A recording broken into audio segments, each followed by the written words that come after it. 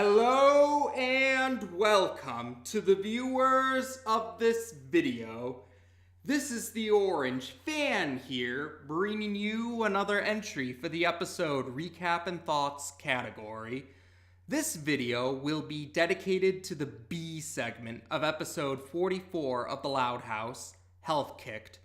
We begin this segment with Lincoln and Clyde playing a Musclefish video game in Lincoln's room. After they defeat one of the game's bosses, Clyde says that he has to leave to help his dads out with their exercise routines. It turns out Harold and Howard are preparing to compete in the Royal Woods Ultra Extreme Ninja competition, which is supposed to be a testament to exercise and fitness, or a test of exercise and how fit competitors are. And Clyde says that his dads recently got into fitness because they want to live long enough to see Clyde grow up. And we see how dedicated Harold and Howard are because they're actually pulling the van. That's to say, they have some rope tied around their waists, and the other end of the rope is tied to the front of their van or their vehicle. So, yeah, you can see that they're very dedicated to their exercise. Meanwhile, we see Lynn Sr. and Rita. Yeah, they're kind of, I guess you could say they're what you'd call couch potatoes right now, and while Lincoln tries to persuade them to go for a little walk, they don't go along with it. And they don't even agree to go along when Charles wants to go for a walk, so Lincoln has to walk Charles. And so later on, Lincoln brings this to the attention of his sisters, and the sisters are on board with Lincoln's idea to get their parents to exercise more so they'll live longer.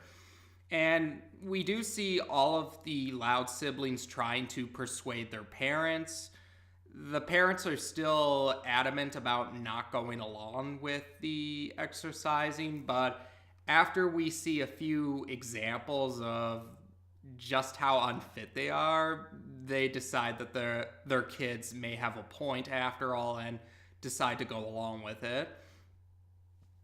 So next up, we see the Loud siblings showing and offering or advising different types of exercise to their parents. And eventually, while at first they're not on board with it, by the end of this particular day, the parents actually are very much into exercising, and they're thanking their kids for getting them into it. And the siblings think that their work is done, but the segment is not over just yet. And what happens is the next day, early in the morning, so early that the sun isn't up, in fact, Lynn Sr. and Rita wake their kids up, and they decide that not only are they going to continue with the exercising, they're going to have the kids join them in the exercising as well. And the parents take the exercising too far. Like, they go to really extreme lengths with the exercising. And even when it comes to food and beverages, they go a bit extreme with healthy beverages and meals. Like, to give some examples, they use some onion water and grub, as in literal grubs. That is, like, they're actually eating bugs or insects, what have you. Lana's the only one on board with that particular part.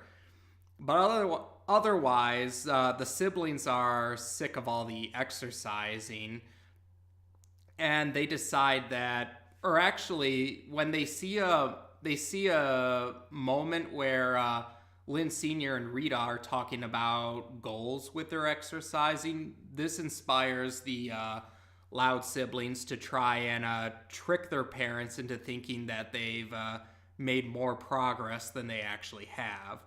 So to give you some examples, we have the scale is rigged.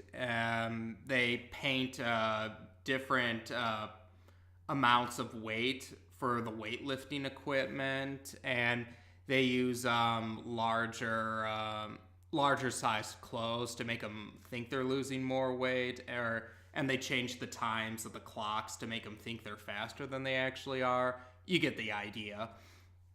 In the hopes that their hope is that if the parents think they've met their goals, they'll ease off on the exercising, and that seems to succeed because on the night where the parents want to celebrate their progress, they have spaghetti and meatballs for dinner, and Lucy refers to it as real food and how much she misses it, and the rest of the siblings share those sentiments.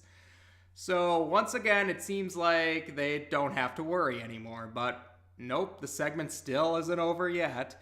The next day, the siblings got to sleep in because the parents say they don't have to worry about the exercising.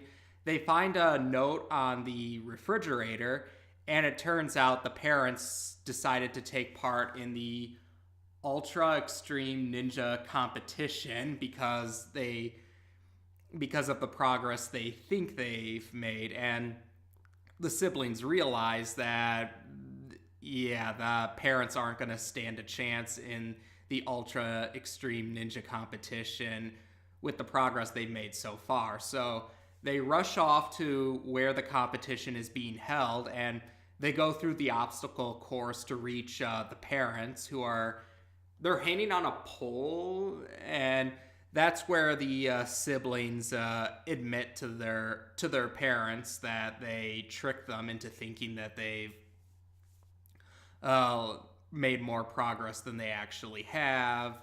And, well, much to their pleasant surprise, the parents aren't going to punish them for that. They were just confused about the deception and why they tried to deceive them into exercising in the first place. But they clarified that part, them getting to exercise in the first place, wasn't deceiving on their part. They honestly did want to see them live long enough so they could see the Loud siblings grow up. And the parents are moved by this, but as Lisa points out, you have 13 family members on a pole. They're hanging on that pole, and it breaks because of all the weight of all 13 of them combined. But later on, we see that they've apparently, they seem to be okay, or at least they made a quick recovery, because the next scene shows the family are still exercising, but it's more balanced out. It's more moderate. It's not the extreme lengths that happened before. And the segment ends with all the family members picking up the pace when they see the ice cream truck nearby, and they want to have some ice cream. Now, this segment has a familiar story we've seen in in the past, like the whole exercise storyline. And actually, Loud House has used that general storyline before in season 1, The Loudest Yard, where Rita made Lincoln take part in football so he could get some exercise.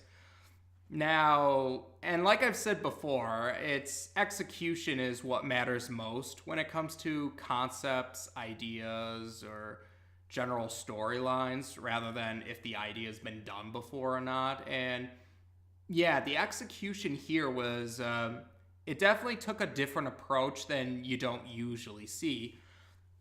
Because generally speaking, and this was the case too for Loudest Yard, it's usually the parents are the ones who are trying to make the kids exercise.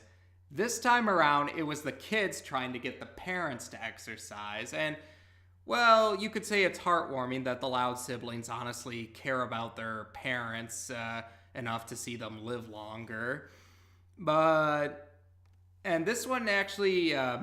it started out with the kids trying to get the parents to exercise, But then we kind of get some zigzagging where then the parents become the exercise crazed ones and they want the kids to exercise with them. And then so the kids try to get out of the exercising like we usually see, but then we see how that backfires when the parents think they're ready for the ultra extreme ninja competition when they aren't. But the thing I liked about this segment and the way I did like the execution with the story because it actually brought up a valid point and one that I've certainly tried to stress out to other people that I've talked to in the past about how trading one extreme for another is just going to cause problems too, just in the opposite direction. And what we're talking about is, the Loud parents kind of went to extremes before finally finding a happy middle ground by the end of the segment. Because first, the parents were not at all motivated to exercise. Later on, though, they were motivated to exercise, but they took it too far. They went too